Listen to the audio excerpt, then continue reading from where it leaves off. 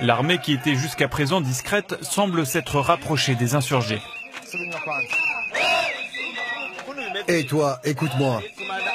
Nos hommes sont allés s'occuper des miliciens qui sont à l'autre bout du quartier. On s'en occupe, t'as compris? Quand on aura fini avec les miliciens, la voie sera libre.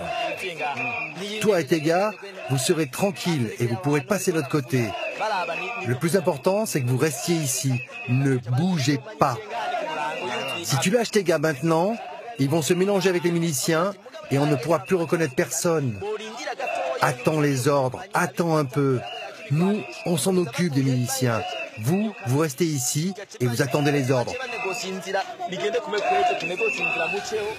Dans quelques heures, une partie de ces soldats va se ranger du côté des insurgés. Nous sommes le jeudi 13 mai. La situation semble basculer. Sur les hauteurs de la ville, des militaires rebelles ont ouvert la voie à d'autres manifestants. On attend même qu'il y a le nouveau président qui va dire un mot ici. Celui qu'on appelle alors le nouveau président, c'est le général Niyombare. À la radio, il annonce un putsch. Leur plan, utiliser la foule comme un cheval de Troie pour parvenir jusqu'au bâtiment de la télévision nationale. Seule station capable de diffuser la nouvelle du putsch à l'ensemble du pays. Voici le numéro 2, le général Cyril. Ça va ?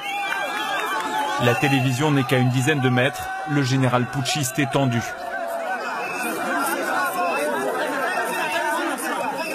Ça va, général ? On parle d'un coup d'État. En face, d'autres militaires fidèles, eux, au président, organisent la défense du bâtiment stratégique.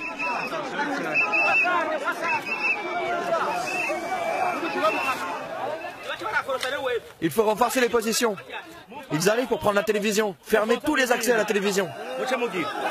Que quelqu'un trace une ligne à ne pas franchir. Les putschistes sont dans la foule. Ils arrivent. Ouais, c'est eux. S'ils arrivent, vous tirez les gars, vous tirez. Tirés sur la foule, les soldats hésitent. Mais de l'autre côté, les putschistes se rapprochent dangereusement. On ne sait pas ce qui va se passer maintenant. On attend.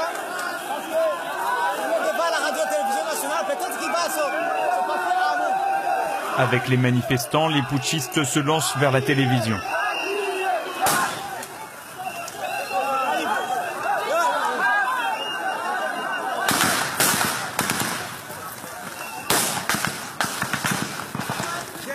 Les fidèles du président ont ouvert le feu. En 1 minute, les milliers de manifestants ont disparu, terrorisés. Fin de la manifestation, les rues se vident. Désormais, le putsch va se jouer entre les deux factions opposées de militaires. Pour ce dialogue de sourds qui s'annonce, place aux armes de guerre. Oui, mon gars. Dire sur cette révolution en cours, sur le coup d'État.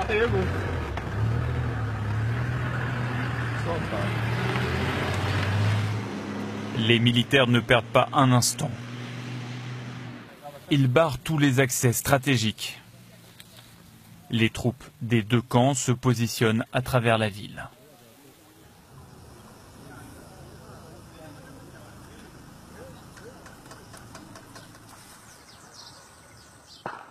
Le lendemain matin, les combats commencent.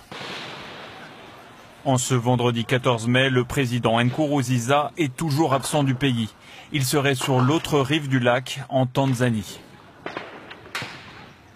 Bujumbura retient son souffle. Les habitants se calfeutrent. La ville est abandonnée aux militaires qui se livrent une bataille féroce, toujours pour le contrôle de la télévision nationale.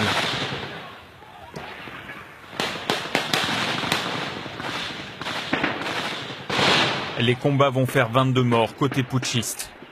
En fin de journée, ils déclarent forfait.